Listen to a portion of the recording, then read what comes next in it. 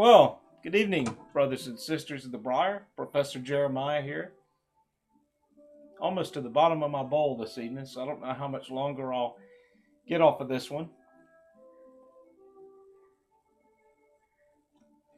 I'm smoking some AJ blend, which is actually from Sue Dunhill. Thank you very much, Sue, for your package. It was really great and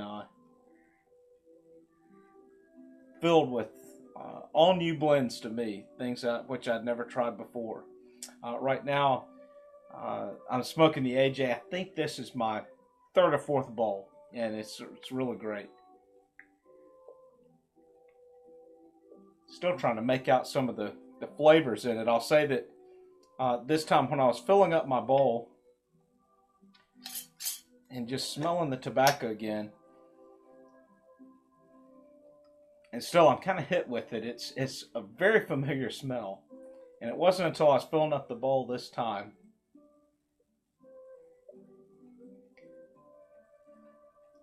that kind of started to dawn on me. And I don't know if this is the flavor or the scent that I'm supposed to be getting out of it, but I was smelling kind of a little bit of the wild raw honey smell, which I get from the honey in my village in Nigeria. And that's sort of, I'm not so much tasting that out of the bowl, but that's what I'm getting out of the flavor of the jar.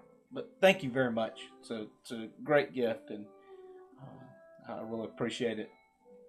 The honey in my village, the way that the villagers actually raise their honeybees is it's not so much raising, it's just kind of luck, I guess. They'll take a hollowed out log and they'll cover up both ends of it, either packing it with other pieces of wood, or they'll pack it with some mud, and then just make a small hole on the front of it. Put it up in a tree, and then hope that bees come. I pretty much did the same thing the first year that I did it. And I just built my boxes, built some rectangular boxes, drilled a hole in it, and stuck it up in a tree like they did. Only I cheated a little bit, and I took a little plastic cup and stuck that on the top of the box and put sugar water in it. And the first year I put up, I think it was 6 boxes. And out of the 6 boxes that I put up, I had bees get in 5 of those boxes. And I had a pretty nice haul of honey on it. The next year, I think I went up to 11 boxes. I'm not certain. And out of 11 boxes, I think I had 8 boxes with bees in it. This year, I believe we did 16 boxes, if I'm correct. And when I left Nigeria to return to the States, we had bees in every box. So it's not like raising bees here, though I do plan on ultimately building boxes like that. But the honey had a very different flavor to it than honey here in the States, and I think it's really just because of the flowers in the area.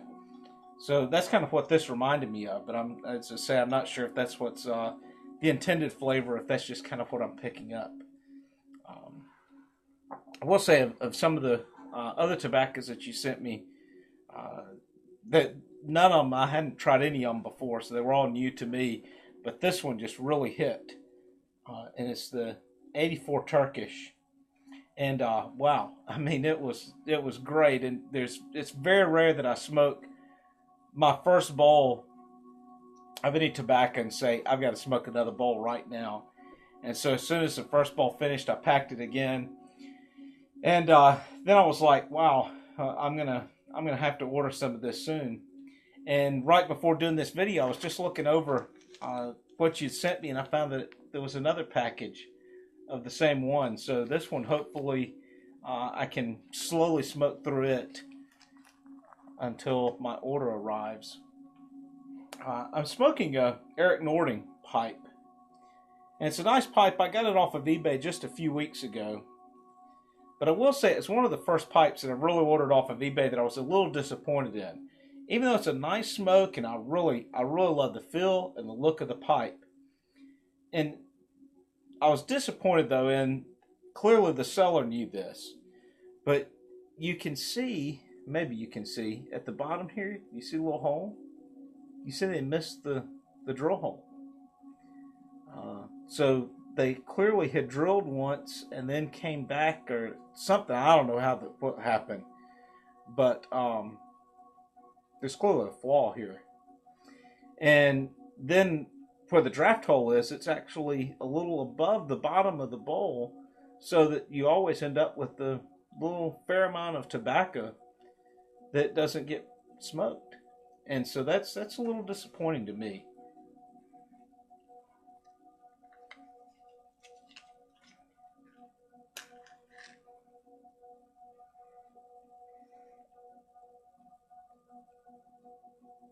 And I have to say, I'm really surprised that Nording would even put their name on a pipe that wasn't better than this.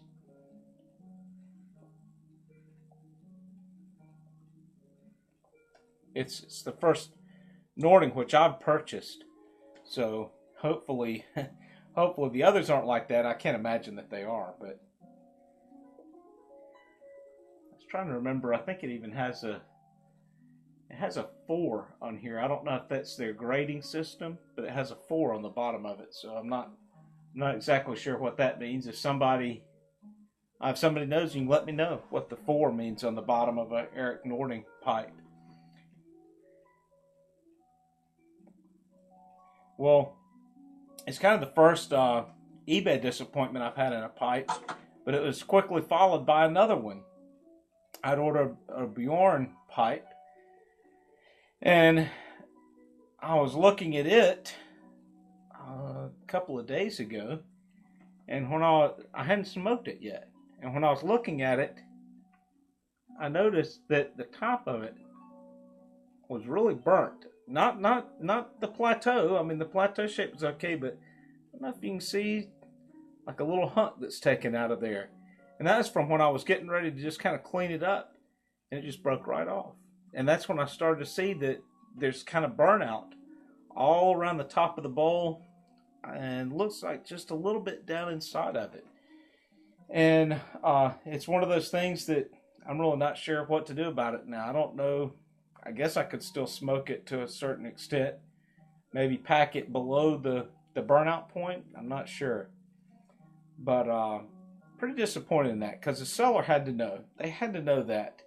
And clearly with it being a plateau top, with the pictures they took in it, you couldn't tell that it had any burnout to it. And I was just thinking that it was going to be a pipe to polish up and then, go right to using. But it's a shame. And almost, I hesitate to say this a little bit, I almost don't know if it's maybe Bjorn a little bit, because after looking at this one, I had just purchased a new Bjorn, hope I'm pronouncing that right, but anyway, I just purchased one from my tobacconist here, and when I was looking at it last night, I noticed down almost towards the maybe last quarter of the bowl that it's got a burnout.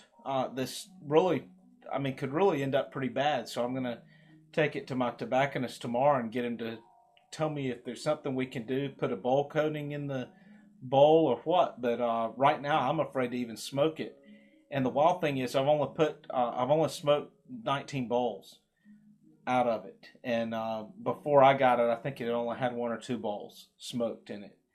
And it's the first pipe I've ever had that has any sign of a burnout. So none of my other pipes have ever done that. Out of all the years I've been smoking, I've never seen that take place on a pipe. And it's a grade B. I'm not sure if this one has a grade on it, or if it does, I haven't seen it. But anyway, that's really sad. So it was in my top 3 of my favorite pipes, and I always would tell people it kind of seemed like it smoked itself, but now we'll see what happens. We'll see what my tobacconist says, or if any of you out there have experienced that on a pipe where it started to kind of have a burnout. Were you able to put a bowl coating on it? I don't know. But anyway, we'll see what happens with it. I'll update you on that. PublicPiper mentioned something this past week in one of his videos, and it got me to thinking about it. Is just as far as like, why do you smoke a pipe? And you know, it really is just the meditative, kind of the reflective aspect of it, just relaxing. And that's today. I mean, today I just sat out on the screen porch here at my river cabin. Most of the people who lived here full time in the fishing camp were gone to work, and the weekenders, of course, weren't here because today's Monday. And so I was just able to just have a nice time of relaxing, and it's this is such a nice place to do that in, just to have a music and a book, and you don't have all of the kind of distractions from the city. And in the village, even though in my bush village in Nigeria, out in the middle of nowhere, I still constantly have villagers coming to the house all day. And so it's kind of nice just to kick back and relax here. Well, anyway, my friends, I hope that you have a good week, and God bless.